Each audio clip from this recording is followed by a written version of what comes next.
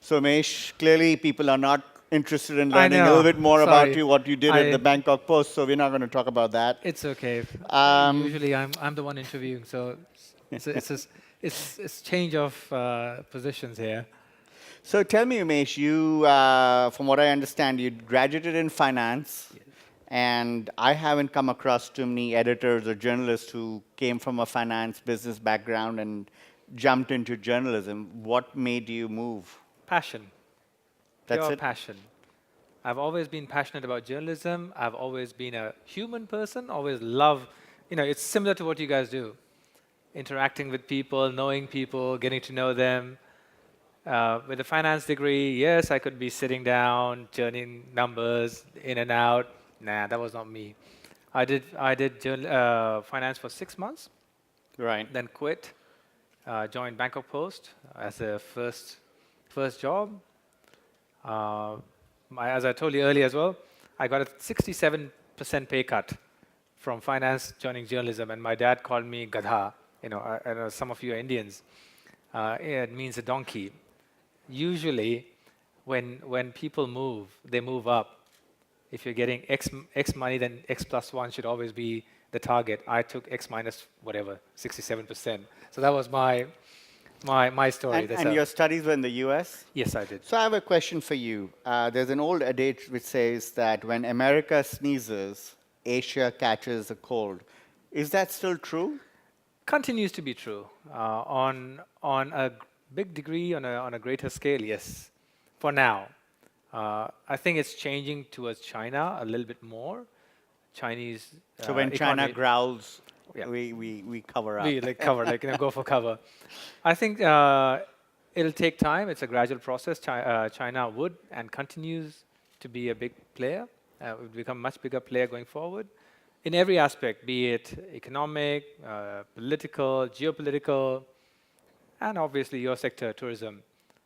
More than 10 million of our tourists in this country are coming from that country, from Right. China itself. So how's China's hunger for leadership really changing the dynamics? Not just necessarily for Thailand, but for the larger ASEAN countries. It's divide and rule. Sorry, quite a few of us are from India, and I have Indian origin as well. When the Brits were here, when we were a colony of the UK, it was always divide and rule. Even now, if you look at China today, I'll give you a very good example. You look at what's happening with the train that's coming from China into Laos, into Thailand, into Malaysia, and heading to Singapore. China, as an ASEAN bloc, we are part of the ASEAN. As an ASEAN bloc, rather than taking us as one bloc and negotiating, China is doing individual negotiations. It is getting different kind of terms. It's giving different kind of terms to each country, depending on what the size is, what the economic benefit is. So yeah, they continue to dominate in different ways. In terms of its economic power, in terms of what it wants, it's purely dictation. And if you look at, and I'm coming from journalism, so I can say this clearly. Most of these governments are aware. At least I know Thai government is aware. My interaction I cannot write a lot of these things that I interact with when I see these deputy prime ministers and other people, and I talk to them and they say, Umesh, we are trying to balance China's interests, Japanese interests, Indian interests, the American interests, and the EU interests. So they're trying to balance it. On the surface, it may look as if countries like Thailand or ASEAN are pro-China, but at least I know for Thai government, we are trying to kind of balance it out. Right. And how does that, this morning we started with Dr. Thithaman, who spoke Yeah. about all these issues, right, and between China and America. And what is your views on this whole America First policy, and how is that going to impact in terms of trade across the globe and so forth? I think the impact is visible at the moment. If you look at America First policy, again, I take Thailand as a good example. We were at one point named among the few countries that had trade imbalance with the US. I think it was 2 months ago, 2 or 3 months ago.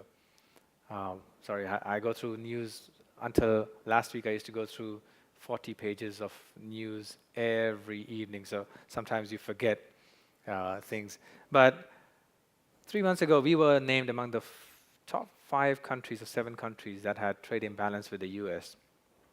The Trump administration was looking at implementing policies to bring about a much more balanced trade with them. How far that has gone, we don't know. But going back to your question about does this impact? Yes, it does impact. It impacts businesses here. It impacts consumption because a lot of our economic growth, even if you look at the numbers that came out on Monday, this Monday, 2 days ago, 4.8% GDP growth, a bulk of it is because of the growth in exports. It is pure export-driven growth that we are witnessing. Down below, the rural economy is still in shambles at the moment. So yes, it does have an impact overall. Right. One of the things that I've always been amazed at, and I've been to Thailand over the last 4 or 5 years, I've come more often, is you've had a lot of trouble, whether it's political trouble or I remember once there was people protesting on the streets in the middle of the night. But one thing that never got affected was the tourists was never affected. There was never any danger, even as an outsider, to come here as a tourist. And how's that happened, and how's that been possible, and what kind of a role has the media played in that? Ooh, a long question. Short question and a long answer. This hotel was closed down in 2013, 2014 protests. Bangkok shut down. This was part of the overall shutdown. Well, kind of shut down because nobody was coming here anyway. There was protests right outside the hotel. I think to a great degree, I salute Thais for being far more calm in the protest movement. I have been through 1992, 2005, 2006, 2013, 2004, minimum three protest movements. None of them have been that violent. They don't target foreigners. Foreigners know that they should avoid a certain area. Until the last day when violence does break out, usually people know it in advance. It simmers. Foreigners actually think of it as a tourist attraction. Carnival. It It's like is. a It is. carnival It at is. night, right? It is carnival. That's what I'm saying. It's a tourist attraction. People love going there. I remember going to protests in 2004, 2005 against Dr. Thaksin. You know what? And I used to take a bottle of wine, and we used to be a few people sitting in the back and drinking wine, and then they were protesting like, yeah, down with it. Again, these are things that we used to do. It's a carnival. It is a carnival. So until the last minute when the military starts to move in, it does not get that violent usually, unlike in other countries. So Yeah, and also the media, I've seen in most other countries, the media plays a big role. Yes, sorry, I forgot that. The media does play a big role in that, and I think well, not Is we the media anymore. controlled to play a positive role, or? You're asking a question that I just lost my job for last week. Certain media are controlled. Certain media are controlled. Certain are not. Right. I think it depends on each organization and the stance the editor takes. There's no thing called you can be pressured as a media. We can never be pressured. We should never be pressured. Right. I know tourism is not your forte, but one of the big things, and the previous speaker this afternoon was talking about health and wellness, and that's certainly a big part of Thailand, and that's recording double-digit growth. Is that something that you think is a main attraction for Thailand, or what is it that brings people? I think tourism on the health and wellness has taken off for a while. Kun Rohit is there. a bulk of his. Rohit is making sure you don't get healthy because he wants you to Yeah, go exactly. So he's right opposite Murad. So, I think it's a big market. It is a big market. There are plans, as far as I know, and correct me if I'm wrong, of Bangkok General Hospital.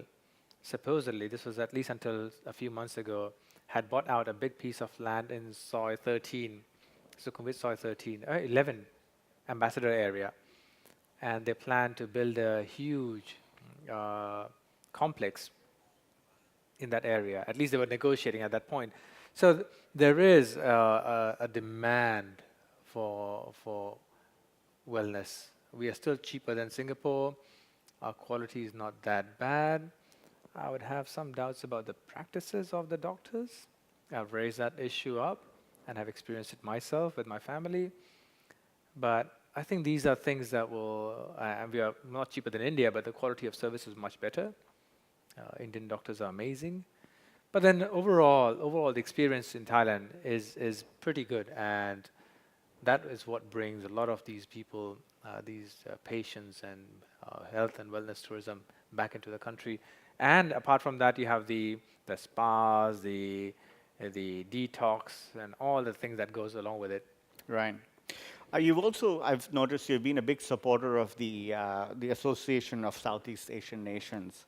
And what is its role? And do you think with all the trade protectionism that is coming up, do you think it's going to have a bigger role to play in future, or is it going to lose its relevance? At the moment, we have lost our relevance. At the moment, ASEAN has lost its relevance. We have a major problem with the ASEAN grouping. The problem is we do not have a strong leadership. Everybody is entangled in their own problem. Philippines, Duterte is in his own world. In Vietnam, they don't care about anything else. Cambodia, he is in his own world, literally. He doesn't care about anything else. Myanmar, the lady herself is entangled in so many things. She's lost her legitimacy overall, globally. You have Indonesia going through elections very soon. You have Malaysia, which has gone through election. Thankfully, a right person has come through. But again, he has said he'll stay only for a year or two. You have Singapore, which is the only stable country in this whole region.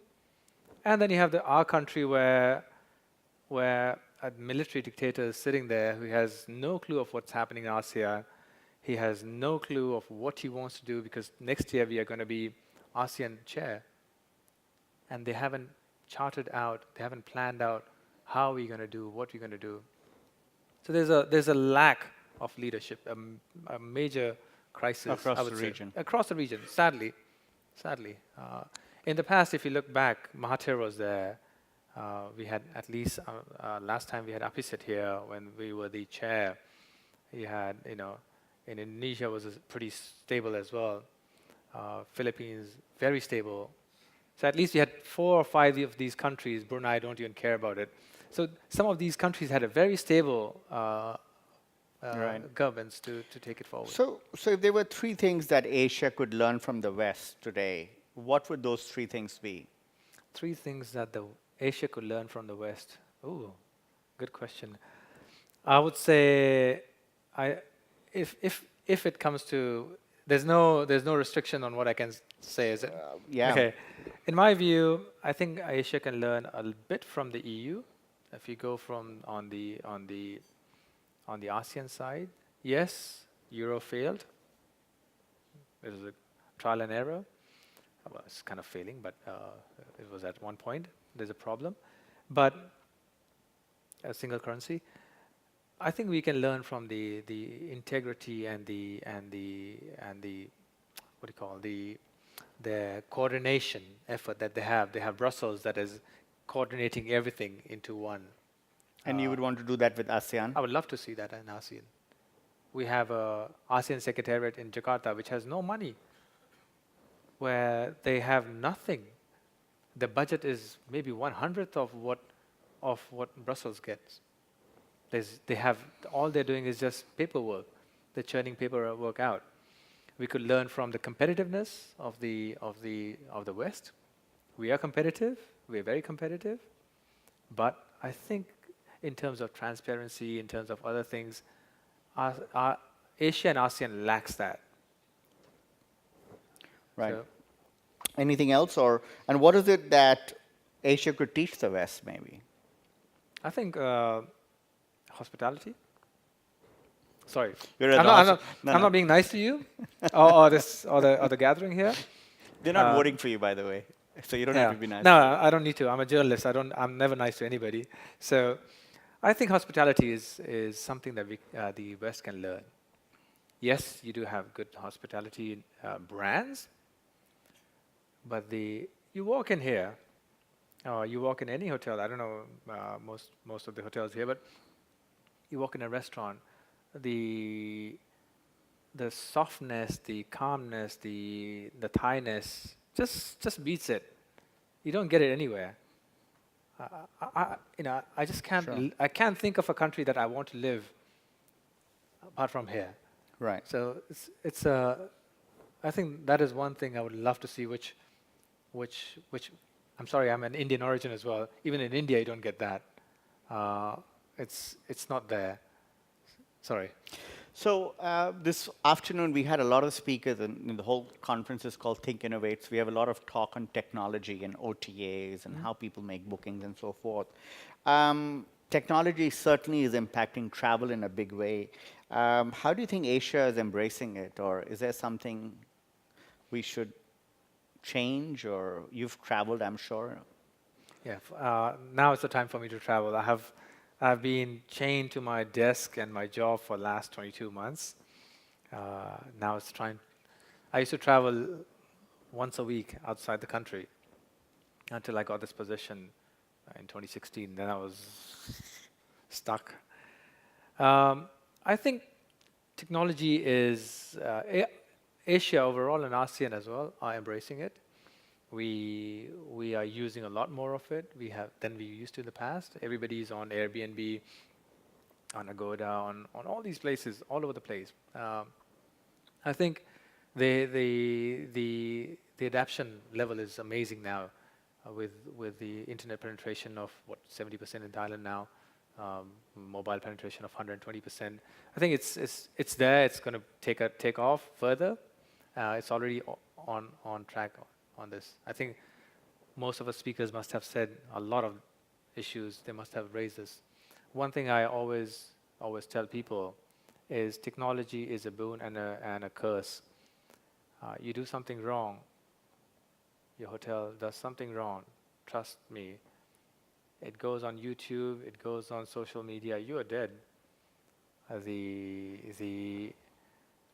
The ability to come back and clear your name after it's gone, that is the most difficult part.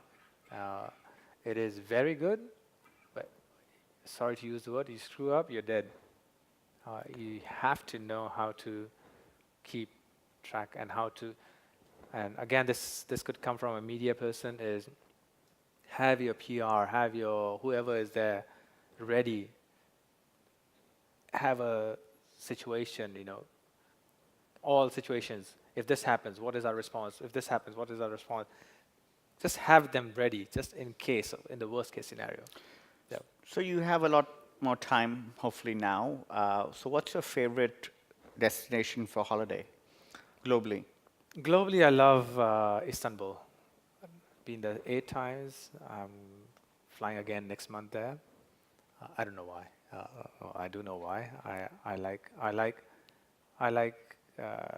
countries with culture. I like countries with history. Right. I go there. I don't know why I feel very nice, and people are nice. Food is good. You go to Hagia Sophia. You go here, there. Just time pass. What Indians call time pass. Just go walk around the whole city. And it's right now in the Bosphorus. I always say, if I ever make it in my life, make it meaning in terms of money, the first thing I'll do is buy a house on Bosphorus. Okay. And As a journalist, I'll never make that, but anyway, that's. And your favorite hotel chain, and why? Ooh. Who are the sponsors here? Sorry, just kidding. I'm not getting paid for this, so I can say anything. Um, I think it's, in my view, I like Starwoods. Starwood Starwoods doesn't milk, exist anywhere. yeah. So It's is gone. it, oh, well, it's married Starwood. Yeah, sorry. I like the Sheratons. It's just easy. You know what you're getting. Just, well, maybe it's just personal preference.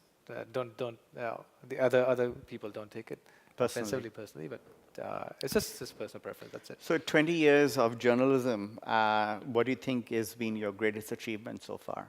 Ooh, God. Why do you ask? I think starting from being a reporter, getting a 67% pay cut, uh, being called a donkey by my dad, um, and the day I told him I became the editor, he cried.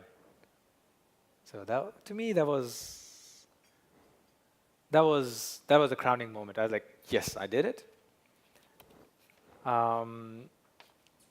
What was my achievement? I leave it to the people to decide. I think I stood by every word and everything I meant, and everything I have spoken for. So that to me that is, I have no specific story, no specific issue that I want to say this is the best or this is the worst, but Right. standing by what I believe in. So finally, where's Umesh Pandey headed? What's next? Oh my God. And I can leave if you want to. Umesh Pandey, Rohit was my classmate in ISB.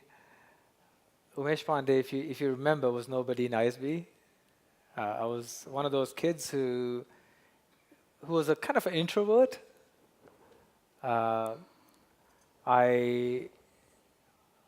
But that drove me. I wanted to build a name for myself. Journalism helped me build a name. I think I have a lot more to go.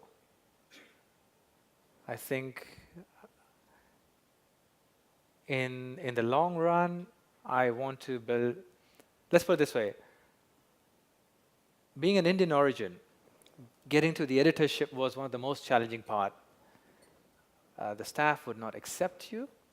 The management kind of accepted, not accepted. And I broke that glass ceiling. There's one more glass ceiling that none of the Indians in this country have broken. And that is? I can't say it. Okay. I have to break it.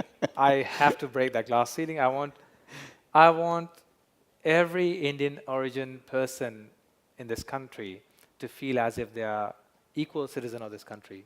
I'm giving enough hints. There's only one profession where none of us meaning Indian origin, have ever made it. Yeah, follow the Singapore model, right? I guess. All right, Umesh. I know you. I promised to get you off stage at 6 o'clock, so we're going to take leave. I don't know if anyone has a question. Please feel of free, if Umesh. anybody. Otherwise, we'll move on, and we're running a little late. มีไหมครับ ไม่มี Ah. Rohit, my friend. There you go. Rohit, don't เชิญเลย ask ครับ him questions from his college days, though. School, high school, School high days, school, high high school school. days. Sorry.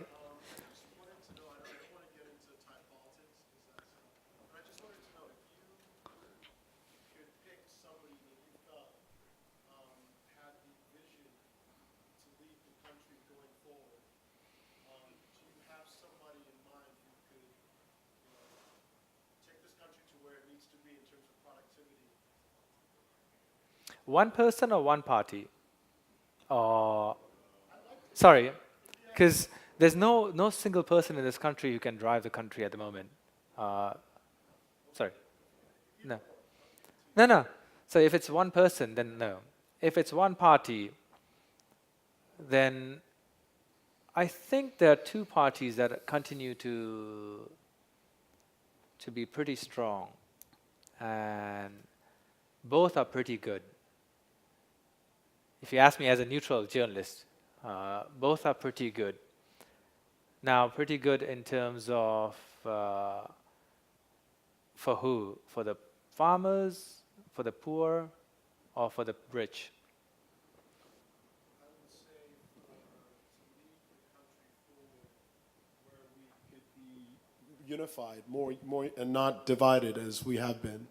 I don't think there's any party that will take that. Both are going to be, at the moment, none of the parties would add to it. The military cannot continue, I don't think. If you look at all the polls, they clearly indicate that military will not be back in power. Pheu Thai may be back, maybe not, but then that will divide the other side. The Democrats, at the moment, are the most handicapped ones, sadly, and they have very smart people in there, very smart people. So if you ask me directly, I would say Democrats have the best chance of leading the country forward in the right direction, but sadly, the numbers are not showing that they will ever make it. So I hope I'm answering. I'm not avoiding the question, but they have the right people, but they don't have the numbers. One has the number, but doesn't have the right people. Can they both combine? Never. Not yet. Never say never in politics, though. Well, let's put it this way. That's where I come from, India. Everything is possible. Oh, true. I hope, for the country's benefit, I really hope that they two combine. It is, if you look at they have common enemy. The military is a common enemy. But I had good conversations with Dr. T, and he's not willing to budge. Again, on a private note, he said no, not right, so I never wrote. The Democrats are not willing to budge either. So, yeah, sadly, it's a combination of both would take the country very far. But I guess you need leadership for that to happen. Great. Any more before we shut? Great. Thank you. Jagan, Thank you. Thanks. Thanks. Thank you, sir. Thanks. Pleasure.